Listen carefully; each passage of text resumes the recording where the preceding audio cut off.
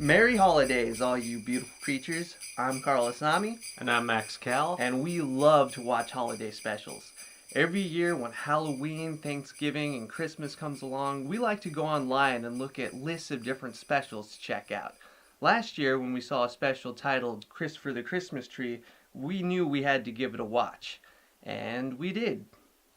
And it's special. Christoper the Christmas Tree debuted in Canada on Christmas Day in 1993, which was then released the following year in the US. That means it ruined Christmas 2 years in a row. Very impressive. But Christoper the Christmas Tree actually got its start as a novelty album, originally produced in 1969. It was the brainchild of George Thomas Bowers, an obscure songwriter and performer who often toured with the famous Fred Waring, an entertainer that financially backed the world's first electric blender, the Waring Blendor, which was instrumental in the creation of the first polio vaccine. You didn't really need to know that, I just thought it was interesting. Even though the Christmas album was re-released a couple of times in the 80s, it's apparently rare, as the only copy that we can find online is currently going for $200. $200 for such a classic as this.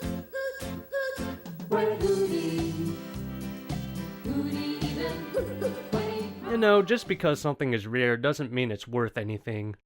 George T. Bowers created Christoper the Christmas Tree as a child while he worked at his family's Christmas tree farm. As an adult, he turned the concept into a 12-song album that would go on to inspire the movie. Well, maybe inspire isn't the right word. It's responsible for the movie. It caused the movie. It perpetrated the movie. Nothing was inspired here. Christoper the Christmas Tree was produced by Delaney and Friends, a young animation company run by Christopher Delaney, who directed the film, and his brother John Delaney, an animator who has since had a successful career with the likes of Hanna-Barbera, Disney, Nelvana, Klasky Supo, and DC Comics. I guess we all have to start somewhere. The movie begins with a song that lays out the basic plot. Christoper is a tree that wants to become a Christmas tree, but no one will chop him down. So right off the bat, the main character wants the sweet release of death, but no one will give it to him. Pretty dark stuff for a Christmas special. There was Clyde, Clarence, Cecil and Claude. There was Charlene and Clifton, Carol, Candace, Cleo, Cyrus, Charlie. Jesus, how many characters do we need to tell this story? How are we supposed to remember all these guys? And get this, it's 3 minutes into the special before you never see them again. Way to go, movie. We're not even 5 minutes in and you already completely failed. I hope a nice family chooses me. I know I could bring someone lots of joy. Aw, he wants to die to bring others joy. That is the true meaning of Christmas. All the trees are pretty much assholes who pick on Christoper, but karma strikes as they all get carted off to die. This makes Christoper really sad. I wish I were a pretty Christmas tree. Christoper, priorities, man. Screw those other trees. You just dodged a bullet here, and now you've got your whole life ahead of you. Why so quick to end it all? I wish I had someone to make over me. Wait, are you singing now? I'd be the pride of Hidden Hollow. As each Christmas passed, Guess the narrator hates this song too, as he just starts talking over it before it's done. And then we cut to a family of owls. In keeping with the theme so far, we get more grody behavior as Papa Owl here reprimands his son Hootie for reading a book upside down. Hootie, I wish you would learn to read properly. Why can't you be more like your brothers, Alvin and Albert? Did he just say Alvin and Albert or Alvin and Albut? Alvin and Albert! Yeah, I'm going with Albut. Such a disgrace to our family. Reading books upside down is a disgrace to the family. Why can't you be more of an asshole like your brother, Owlbutt? So, Hootie decides to run away from his horrible family and finds a group of badgers. Hey! Get a load of the kooky-looking boy! I really don't get this line. Is it the bow tie? Is that why he's kooky? I mean, the Badgers are wearing hats, so that can't be it. Hey, Boydie, let's play. And wait a minute. Is that Scott McNeil? That is Scott McNeil. We love Scott McNeil. And it's too bad that his first appearance on the show has to be this crap. The Badgers end up being assholes too, and make fun of Hootie because he can't fly, and apparently he also can't talk. We're treated to another song from the album and a montage of more animals being assholes. Eventually, Hootie finds a warm-looking cabin with a happy family celebrating the holidays. Hootie collapses at the front door and is taken in. Just keep him warm for now. Put him beside the Christmas tree where he'll feel more at home. Yeah, keep him warm by the cold dying tree, not the fireplace. Mom, Dad, look, he's better. He's choking on the air itself. He must be getting better. Can we keep him, Dad? Huh, can we? I'm afraid not, Tommy. It wouldn't be right to keep an animal from the wilds as a pet. I guess wild animals wearing bow ties are common in this universe. Hootie continues his journey and manages to walk face first into a tree, even though it appears to be the only tree for miles in every direction. Maybe Hootie's father was right. Hootie's kind of dumb. The tree ends up being Christopher. My name is Christopher. I've been waiting here year after year, hoping to become somebody's Christmas tree, but, well, as you can see... Holy crap! The humans deforest the entire area and destabilize the ecosystem! For Christmas! Yeah, that sounds just about right. Christopher and Hootie become fast friends, and before long, a bunch of refugees from the deforestation crisis show up. We need a home. Refugees that wouldn't exist if the concept of Christmas trees didn't exist, but Christopher doesn't care about that, and neither does the film. Christopher agrees to shelter the animals, and things escalate quickly. The mice immediately start humping, the chipmunks start eating Christopher, and the rabbit... Is that Christopher's ass?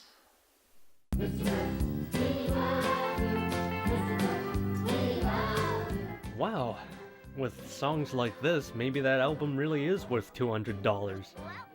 The whole sequence is built around hijinks with this skunk as physics break down and sends him flying into a snowbank.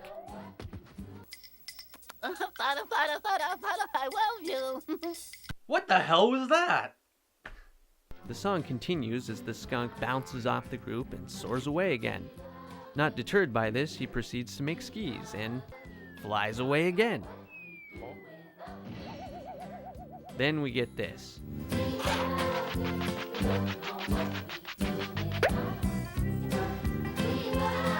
That's the payoff. Sometime later, the animals set out in search of food, leaving Christopher and Hootie behind. A fox and a weasel shows up, and they start making fun of Christopher. My, what a big tree! Then this happens. You thought you were always gonna protect the animals, huh? Firewood!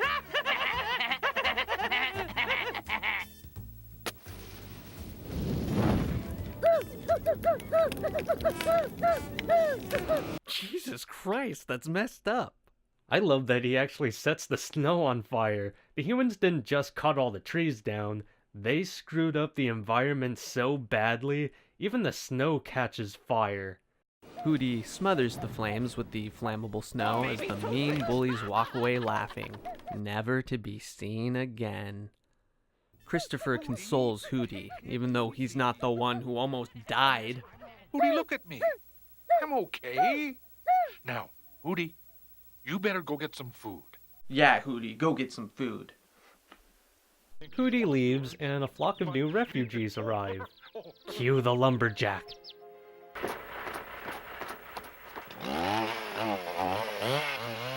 Please don't cut me down. I know I'm not pretty enough, but, I don't deserve to be chopped into firewood. Help!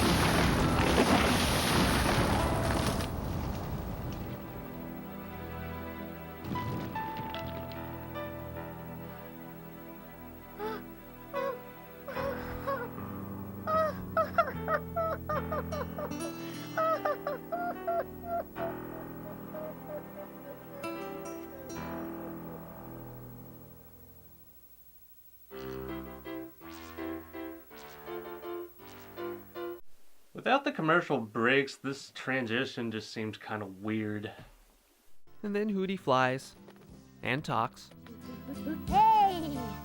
I think I liked Hootie better when he didn't talk.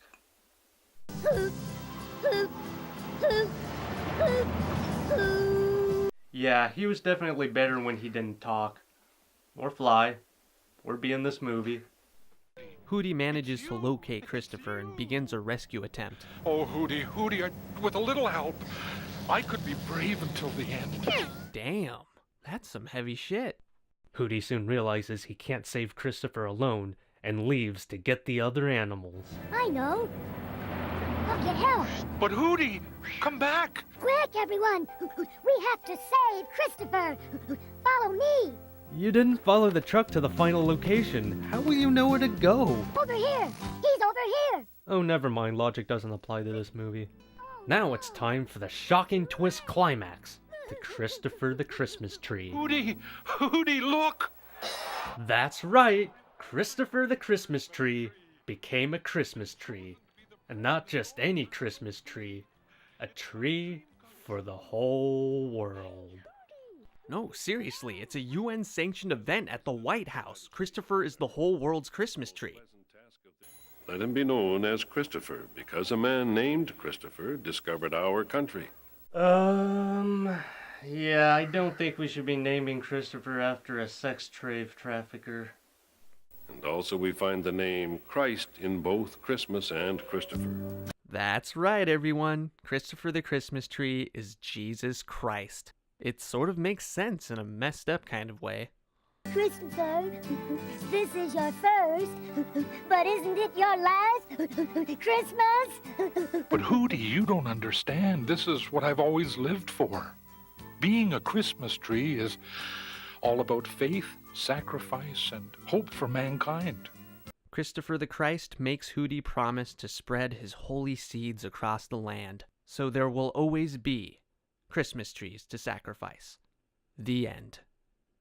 So all joking aside, Christopher the Christmas Tree isn't that bad of a movie. It certainly is bizarre, but it's harmless. The film is well cast, and it includes some talented voice work, with none of the performances dragging the piece down.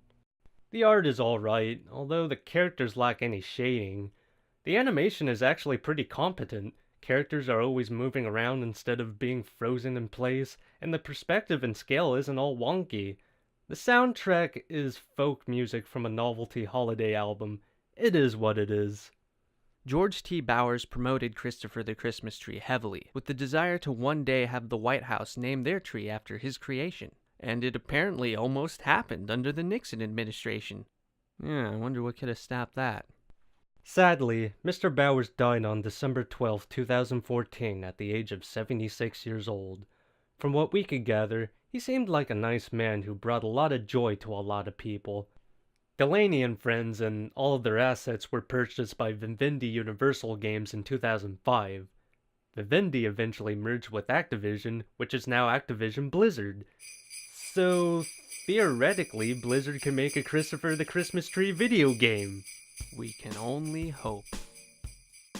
Well, I think it's a good time to get some more eggnog and warm ourselves next to the artificial tree. We hope all you beautiful creatures have a happy holiday season and a great new year. Cheers! Thank you for watching. We hope you enjoyed the video. Twin Opinion cares about your opinion, and your participation keeps us alive. So share your comments, hit that like button, and subscribe to the channel. You can also find Twin Opinion on Facebook or visit our website at asamiarrow.com.